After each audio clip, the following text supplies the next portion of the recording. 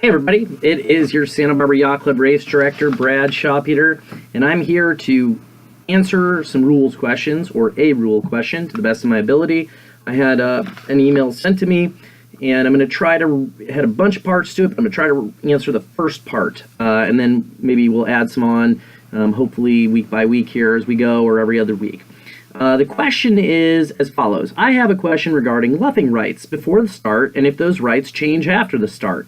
When may a leeward boat luff a weather boat before the start? Okay. All right, so let's start by doing the most appropriate thing and just read the rules in question. And I'm going to kind of state those rules right now. The rule is on the same tack, overlapped, rule 11. Okay, and it's not called windward leeward, it's just called on the same tack, overlapped.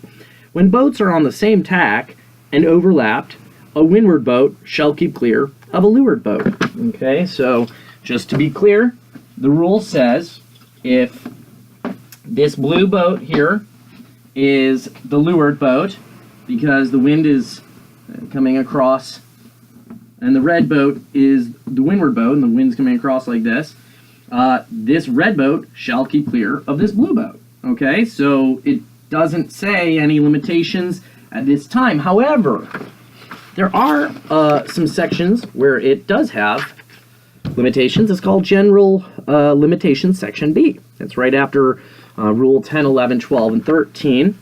And the two exceptions that would exist is 16.1, okay, and this one's pretty straightforward. It says, when a right-of-way boat changes course, she shall give the other boat room to keep clear.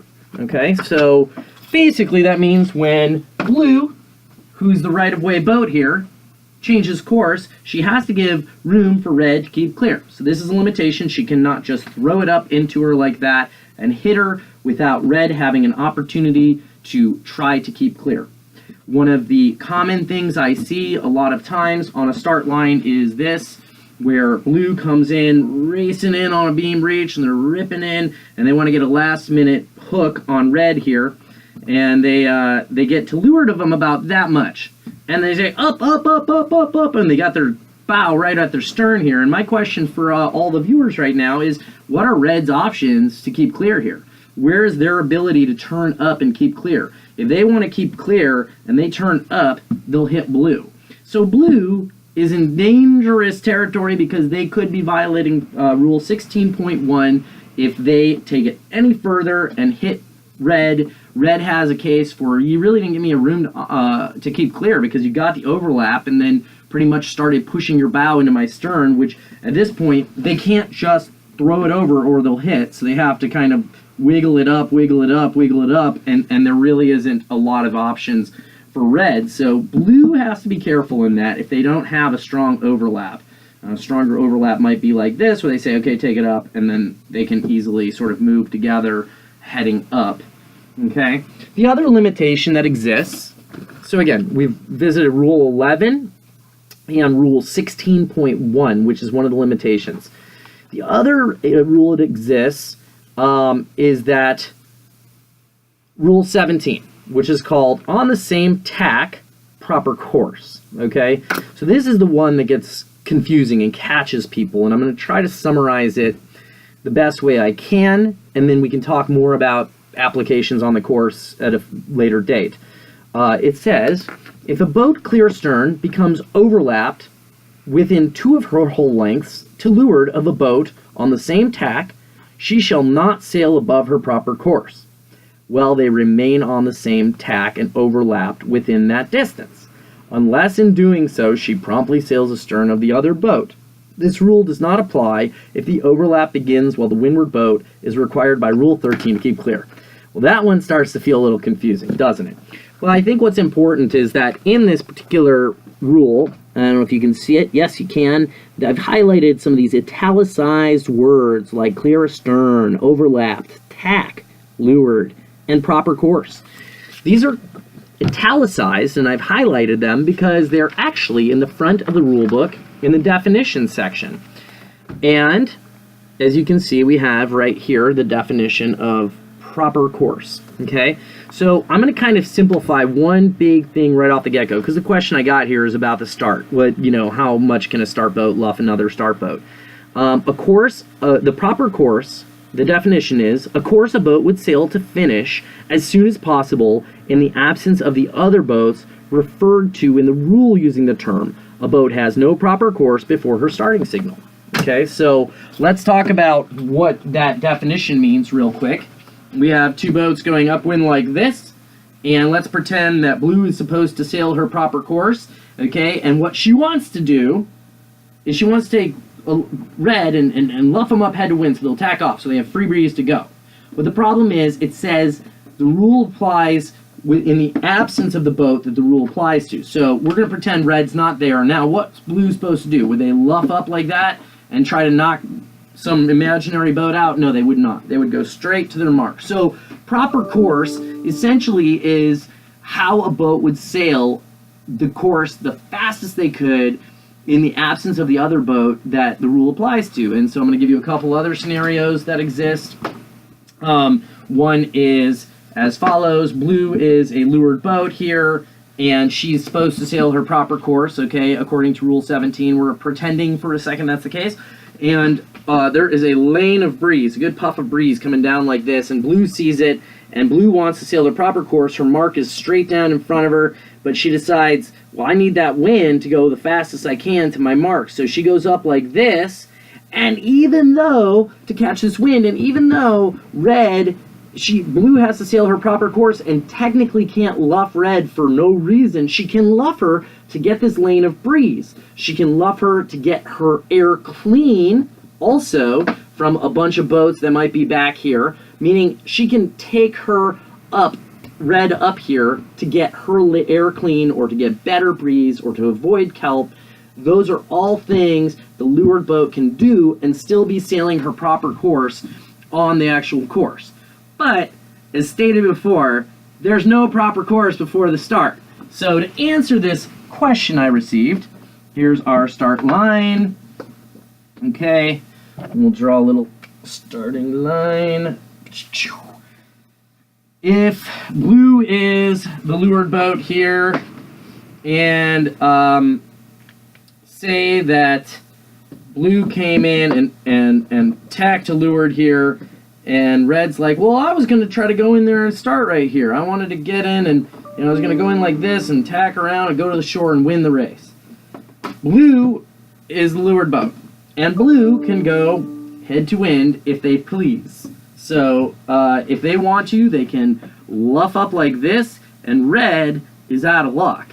Red really can't get in there and is probably going to have to tack off and go away, which is why it's really crucial to understand what your ley lines are to each end of the line.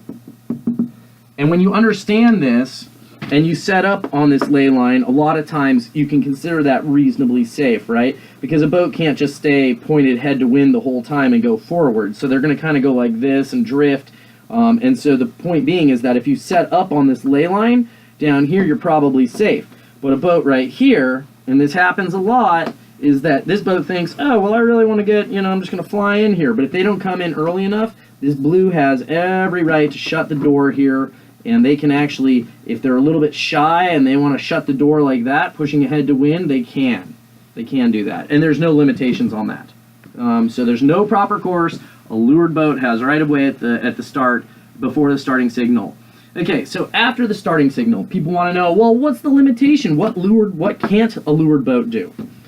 If, let's say the start goes off and red has kind of a slow start and blue's screaming up from leeward like this, and they come from clear astern. Okay, so let's talk about that definition. That is in there too. I'm going to read it.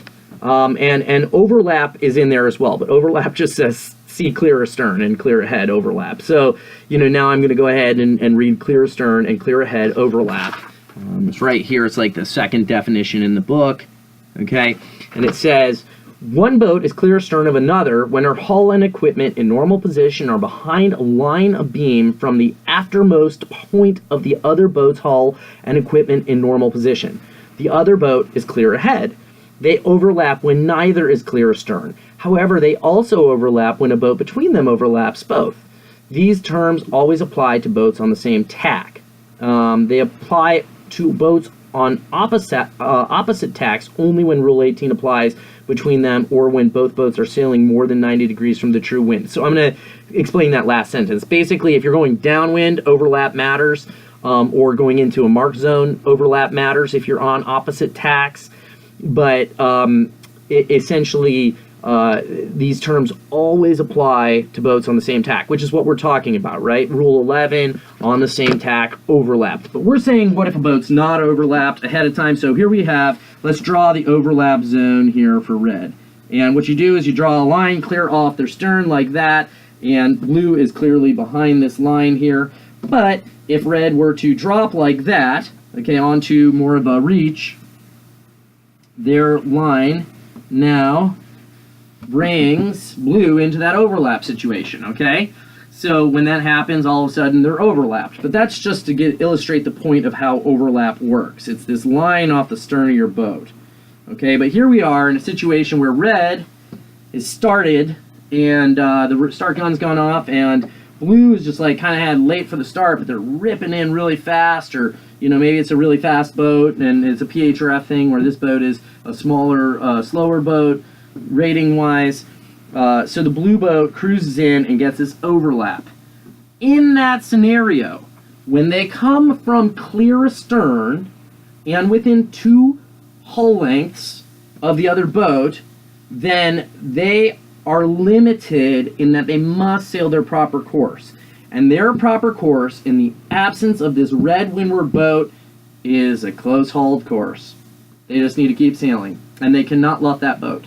So, if I were to make a recommendation to crews out there today, what I would suggest is that it's really important for the crew to kind of say, okay, who are we overlapped with right now? Are we overlapped with anybody, especially if they're on the same tack? Is a boat going to become overlapped with us soon? Because as soon as that overlap occurs is when the situation starts to happen. And a lot of times people are like, wait, where did they come from? Were they clear astern of us? Were they next to us the whole time? How did they sail to us? I'll give you a couple of examples in that, and then we'll wrap it up and we can revisit more stuff later. So we're off the start line now. We're going downwind, okay? And this is a situation where the blue is let's see, red is ahead. I think we already did this one a little bit, but blue is coming from clear astern, and they're just sailing really fast like this, and they eventually sail into an overlap. So they're clear astern, and then they sail into an overlap with red, okay? In this particular situation, blue is limited in how they can head up here, okay? So blue cannot just start trying to wind red up and do that. That is absolutely against Rule 17, and red should protest yellow or blue. However, if again there was some really good pressure over here, okay, and they're like, "Ooh, I see some good pressure," and they want to go over here, red has to avoid. So I'm going to kind of get into a general idea for those who are sort of not following along as easily. In general, the weather boat, the windward boat, has to keep clear of the leeward boat, okay? And there's only a limitation if they come from clear astern and they try to like luff you head to wind or something, or go to a beam reach. I mean, if they're just luffing you to luff you because they're like, oh, you're on my breeze, that's illegal if they came from clear astern. But otherwise, like if you put yourself there, for instance, if you're the red boat and you sail into an overlap to windward like this, blue's like, booyah, take you up if he wants to, right? He can kind of do whatever he wants at that point. Okay, the other thing that can happen is, let's say blue sails into this leeward overlap and rest at proper course, okay? And blue doesn't see any puffs, there's nothing he can do to take him up. He could actually, if he wanted to, jibe, then jibe, okay, a common team racing tactic, and then round you up if he wanted to. Okay, so the moral of the story is, if you're a windward boat, in general, you really have you still have to keep clear of a leeward boat, even if they came from clear astern, especially at the start signal. It doesn't even matter. But if you're going like downwind or something like that, you still have to keep clear of them. The only limitations that the leeward boat, blue in this case, have is that they can't really just take you up for no reason. There has to be, I see some wind I'm going to, or I'm trying to keep my lane clear from like a bunch of boats that are behind us, so I want to go a little higher here. So basically red's obligation is to keep clear of blue. The other thing blue can't do, the leeward boat, is they just can't ram red. That's it. I mean, those are the two morals of the story. But when you're a windward boat, I think you want to try to avoid putting yourself in a position where, okay, am I a windward boat? How can I get out of this scenario? What are my options? Maybe before this even occurs, maybe you decide, okay, I'm going to jibe and cruise over like this, and so that way I'm going to get my lane clear over here, and if he does come into my lane, I can luff him and make him uncomfortable. Well, there he goes. So he's very uncomfortable now. Anyway, that's kind of it for right now. Again, to review, Rule 11, okay, Rule 11, 16.1,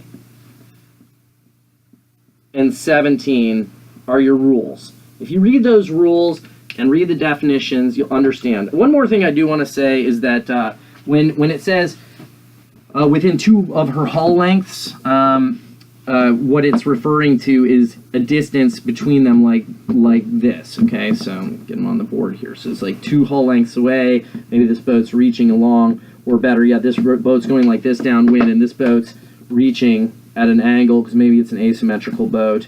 In this situation, this boat still has luffing rights because they didn't come from clear astern, and they weren't within 2 hull lengths. So they have to be within 2 hull lengths and clear astern coming into it like that. If they're coming from way over here and they're like not overlapped yet, but they sail into an overlap and they're going like this, and it turns into this situation, they have to go up like that. And they have to follow that boat, and that boat does have luffing rights. Okay. All right, thanks so much. We'll check in with you guys again soon, and hopefully you learned something.